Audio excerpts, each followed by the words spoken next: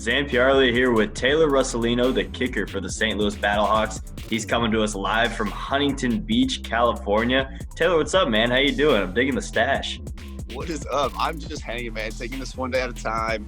Obviously, trying different facial and hair looks, and you know, I don't really have many people to see out here in public, so I'm just testing the waters, and this is today's look. Well, it's a good look on you, man. You get the long flowing hair. You're digging the stash now, so I'm all about it. So obviously we're kind of here in uncertain times. How have you been able to, been staying ready for whatever comes next? We saw you kind of kicking some 65-yarders the other day. What have you been up to? I mean, basically just that, I'll head to the field once, basically twice a week right now, keeping the leg fresh, and then I'm getting my workouts in here. At home, I am lucky enough to have, kind of just the exact things that I need to stay in shape and to do the right things and to continue to get stronger. And basically every day, I wake up and then, I kind of see what can I do today to better myself for football and whether it's some form of activity, that's involved with my workout. I'm getting outside. I'm definitely lucky to be in a place like this where the weather's nice. The temperature's perfect. The sun is shining. So, I'm just taking the best of, everything that I have here and kind of working with what I got. So you've had a crazy football journey, but originally you were a soccer player. Can you kind of take us through what the transition was playing soccer and then ultimately becoming a kicker? Yeah, basically just, it all happened in a small window, senior year of high school. And then, basically our football team needed an emergency kicker.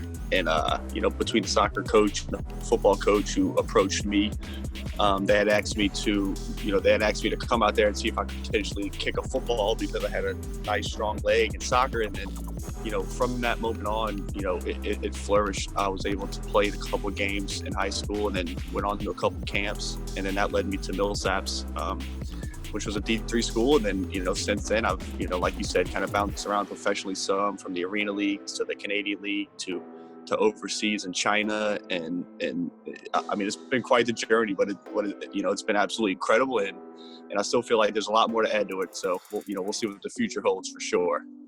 Yeah, I want to touch on your time in China. You were in Shanghai, right?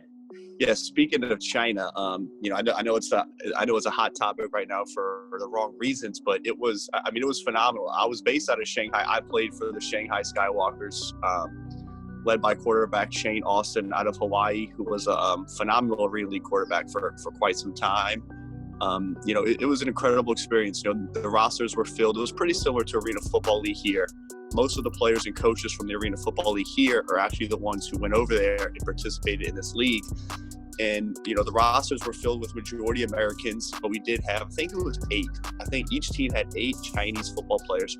And obviously for them, it was all new. It was new to them, so we were teaching them the game, teaching them, just the basics of everything from how to conduct yourself in a meeting to, being in the football locker room to pregame to which gap to hit on a basic run play. It was an incredible experience, and seeing the fans react throughout the process of the game, and then on and off the streets.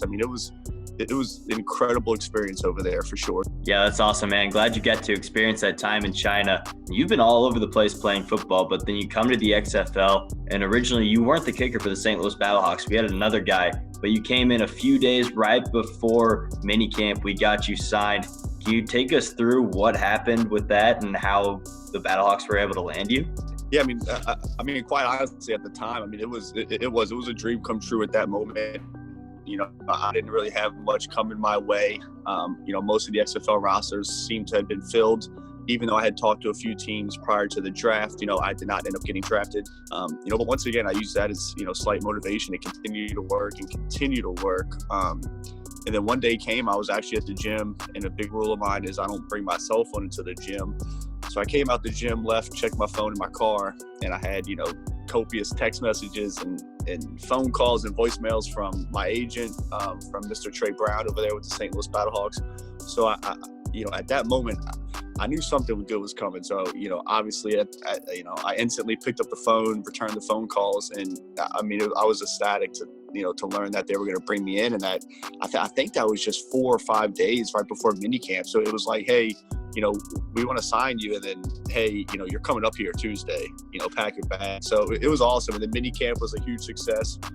Went on the training camp, continued the success with the team, and then, obviously was able to carry that over into the season. And I mean, from day one to the minute we left the building, it was incredible. It was awesome, from the staff to you guys, to the, to the coaches, to obviously the teammates. I mean, the facilities, just everything we had going on in St. Louis is something I'll cherish forever. That's for sure. Yeah, we certainly had a great time doing it. You personally had a phenomenal year with 9 field goals, and I think the one that most people are going to remember is that 58-yarder in the home opener against New York, where the broadcast caught you on camera saying, "Let's bang it," to Coach Hayes getting out there for the 58-yarder. Were you that confident that you were going to nail that field goal? I mean, at that moment, I'm not going to lie to you and say, oh, I knew I was going to make it or anything. But, I did have the confidence, pregame, every pregame I go up to Coach Hayes. It's kind of routine for a specialist or a kicker in particular to do.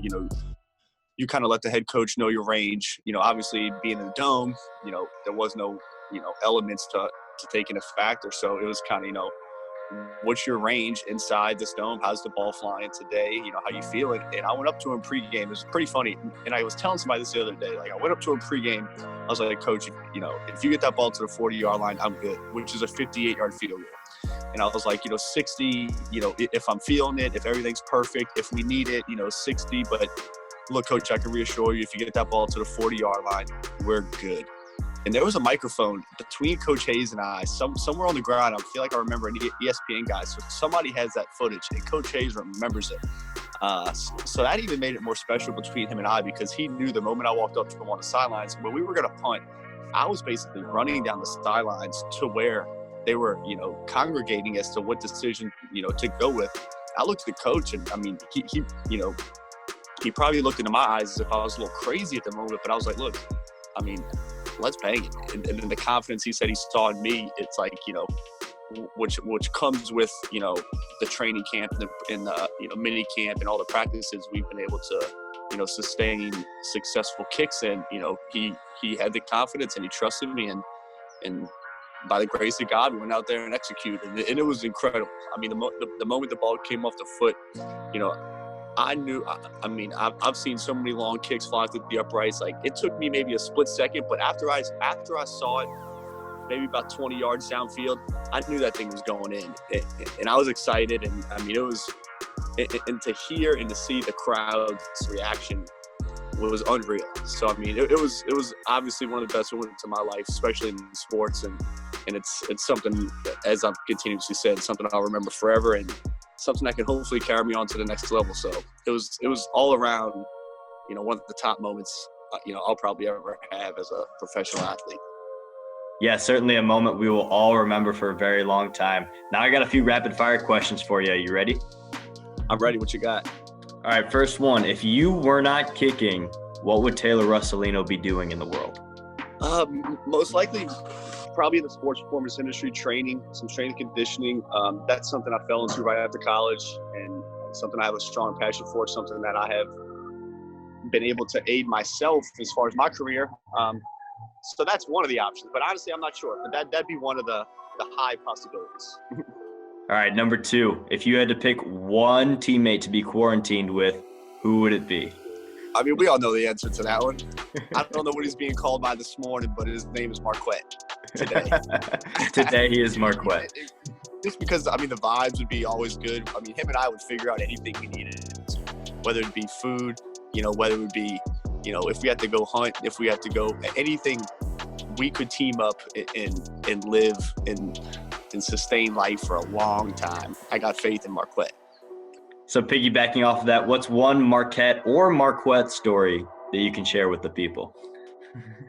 Of the 4 dozen, I'd say one of them maybe have to be just the night he showed up to my hotel room in a onesie unicorn onesie. It was unreal. I mean, I knew he had it. He had told us, but I mean, it was quite the scene, to say the least. But it was awesome. I mean, it's perfect for him. It was incredible. But yeah, a unicorn onesie from head to toe. Yeah, he is certainly one of a kind. All right, last one. Any superpower in the world, what would it be? Flying. Flying. I think. Gotcha. Yeah. I mean, I think. I don't know. I mean, not that that's even a superpower, but I think it's kind of. It is. I mean, I guess it is. It is. I don't know. I think that would just give you access to everything and anything, and the ability. I mean, I don't think it could get much better than that. Yeah, that's awesome, man. Thanks so much for taking time with us, Taylor, and checking in, man. We appreciate it. Wishing you all the best and the success in your football career and good health and everything. Stay safe out there. Same to you. Same to the BattleHawks, man. Let's go. I appreciate it, man. Thanks for checking in with us, and take it easy, all right? All right. Have a great one. Bye-bye.